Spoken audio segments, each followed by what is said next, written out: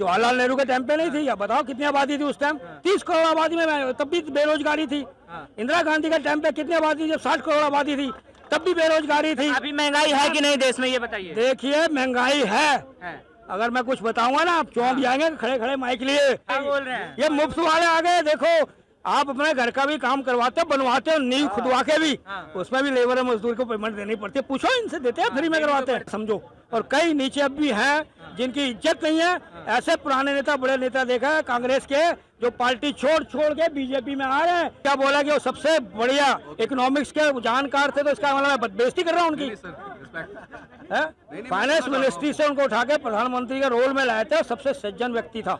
एक मिनट सुनो। हेलो, आप ये देखिए आज इकोनॉमी मोदी के टाइम पे या बीजेपी की सरकार में जहाँ जहाँ इनके राज्य हैं वो प्रदेश कितनी तरक्की कर रहे हैं। विदेश से आपके पास यहाँ पर आ रहे हैं, नौकरी के जॉब देने के लिए आ रहे हैं, कंपनियां आ रही हैं। क्या बोलना चाह रहे थे आप? मैं बोलना चाह रहा था ये रोड बन रहे हैं तो उसके ऊपर टोल देना पड़ता है लोगों को। सरकार मुफ्त में नहीं दे रही है और ये कॉन्ट्रैक्ट देती है, एक फर्म को कॉन्ट्रैक्ट देती है। क्या बोल रहे हैं? ये मुफ्त वाले आ गए। देखो आप अपने घर का भी काम करवाते हो, बनवाते हो, नींव खुदवा के भी, उसमें भी लेबर और मजदूर को पेमेंट देनी पड़ती है। पूछो इनसे, देते हैं फ्री में करवाते हैं। फ्री जा करते हैं ये लोग। मेंटेनेंस तो करवाना पड़ता है। सरकार को आप टैक्स नहीं देते। मुफ्त वाली बात देखिए ना, सरकार को टैक्स, एक मिनट, सरकार को टैक्स देंगे तब हमारे सैनिक को साधन और संसाधन मिलेगा।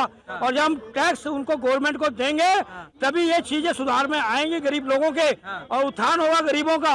हमारे टैक्स से अगर किसी का भला होता है तो हम तो बहुत बहुत धन्यवाद करते हैं। पर जिन लोगों को टैक्स का नाम रोते हैं ना, नौकरी निकल रही है यूपी में, चले जाओ, आज ही भेज रहा हूँ यूपी चले जाओ, नौकरियां निकल रही है, भरो पेपर दो, जाके वहाँ पर टैक्स दो, और मेरी 1 लाख से ऊपर नौकरियां निकल रही है आज। अब आप बहुत एक्सपीरियंस लग रहे हैं, आपने कांग्रेस की सरकार भी देखी होगी, भाजपा की सरकार भी आपने देखी होगी, कौन सा बेहतर लगा?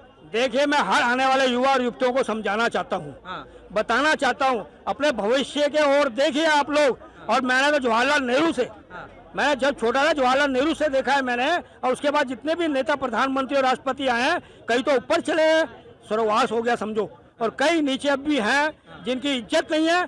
ऐसे पुराने नेता, बड़े नेता देखा है कांग्रेस के, जो पार्टी छोड़ के बीजेपी में आ रहे हैं। कमलनाथ भी अंदर एंट्री कर रहा है, चौहान भी एंट्री कर गया है। और इनको कहते हैं ना, ये भ्रष्टाचार, लोग कहते हैं बीजेपी में भ्रष्टाचार जाके सफाई हो जाती है।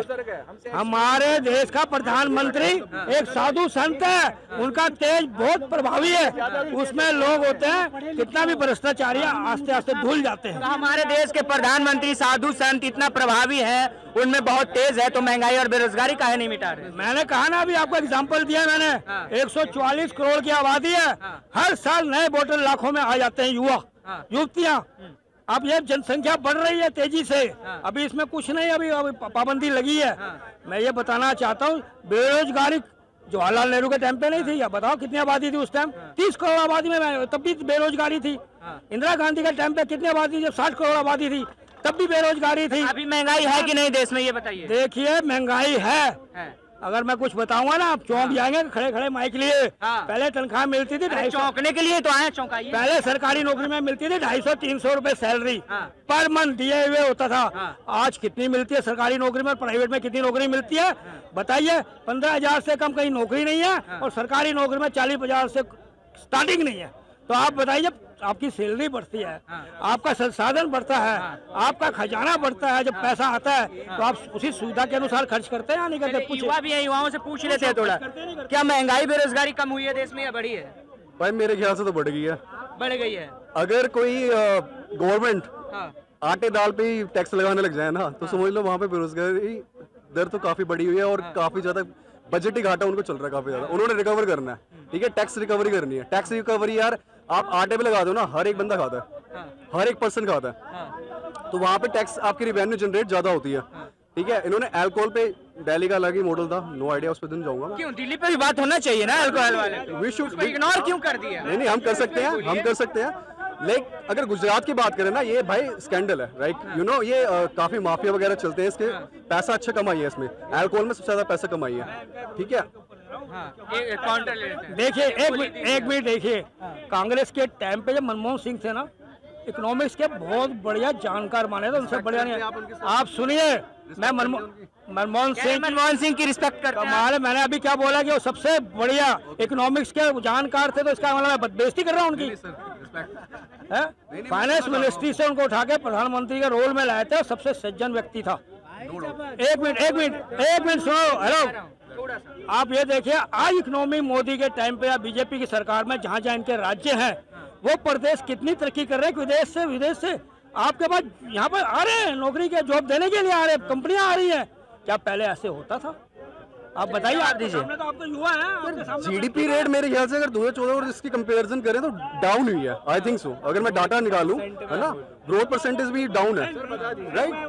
कौन सी देश की जीडीपी इस दौरान डाउन नहीं हुई थी क्योंकि 2 साल कोरोना था? भाई अगर मैं मनमोहन सिंह की बात करूं, ठीक है, जिस टाइम पे इन्फ्लेशन रेट था पूरे कंट्रीज के अंदर, पूरे वर्ल्ड वाइड, ठीक है, रिसेशन काफी ज्यादा था। लेकिन इंडिया एक ऐसी कंट्री थी, उसका ढांचा ऐसा बना हुआ है, अनौपचारिक ढांचा जिसे कहते हैं, राइट। उसकी वजह से हमारी इंडिया ने कभी रिसेशन नहीं देगा, क्योंकि रीजन बीइंग मनमोहन सिंह इतनी अच्छी इकोनॉमिक पॉलिसी लेके आ रखे थे उन्होंने। सर के लिए कमिट एक लाइन बोल ही दीजिए। हाँ, एक लाइन ही कह रहा हूँ। इस युवा को अधिकार है अपना बोलने का, अपना पक्ष रखना। हो सकता है अंदर से कितने टेंशन में हो, टेंशन में नहीं रहना चाहिए युवाओं को, टेंशन में नहीं रहना चाहिए। मैं 70 साल का हूँ, मैं कहीं टेंशन में नजर आ रहा हूँ? नहीं आ रहा ना अरे आप आपको? तो जवान लग रहे हैं, 70 साल आप बोल ये रहे हैं। देखिए, मैं इनको कहना चाहता हूँ, सब्र का फल मीठा होता है। सच्चाई पे आप खड़े रहिए, आपकी जीत एक दिन जरूर होगी। धन्यवाद।